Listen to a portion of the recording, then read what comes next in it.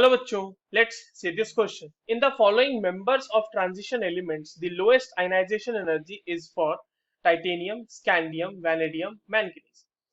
चलिए इस क्वेश्चन को सॉल्व करते हैं बच्चों। और सबसे पहले तो ये देखते हैं कि इस क्वेश्चन को सॉल्व करने के लिए हमारे पास कौन से की कॉन्सेप्ट की जानकारी होनी चाहिए। देखो ये जो सवाल है ये बेसिकली हमारे पास आयोनाइजेशन एनर्जी का सवाल है ना। और वो भी आयोनाइजेशन एनर्जी किसकी बात हो रही है बच्चों? Ionization energy of transition elements की बात हो रही है। और यहाँ पर जो हमारे पास एलिमेंट्स दिए हुए हैं वो हमारे पास 3D सीरीज के एलिमेंट्स हैं।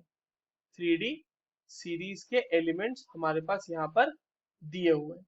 देखो इनकी जो आयोनाइजेशन एनर्जी का कोई ट्रेंड ऐसा खास ऑब्जर्व होता नहीं है, बहुत ही वेरिएबल ट्रांजिशन एनर्जी होती आयोनाइजेशन एनर्जी होती है इनकी।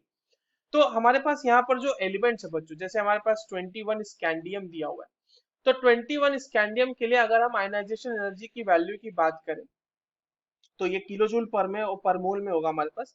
ये होता है 361 किलो जूल पर मोल। ठीक है। वहीं पे अगर हम टाइटेनियम की बात करें, 22 टाइटेनियम की अगर हम बात करें तो उसके लिए जो आयनाइजेशन एनर्जी की वैल्यू होती है वो होती है 656 kilo joule per mole. Now coming to 23rd vanadium. Vanadium की आयनाइजेशन एनर्जी की वैल्यू जो होती है बच्चों वो होती है 650 किलो जूल पर मोल। तो अभी तक तो हम देख पा रहे हैं कि सबसे कम स्कैंडियम का मिला है, बट हमारे पास एक ऑप्शन मैंगनीज का भी तो है। 25 मैंगनीज की अगर बात की जाए बच्चों तो 25 मैंगनीज के लिए जो आयनाइजेशन एनर्जी की वैल्यू होती है वो होती है 717 किलो जूल पर मोल। ठीक है। तो हम देख पा रहे हैं कि सबसे हमसे पूछा गया है लोएस्ट आयनाइजेशन एनर्जी किसमें है।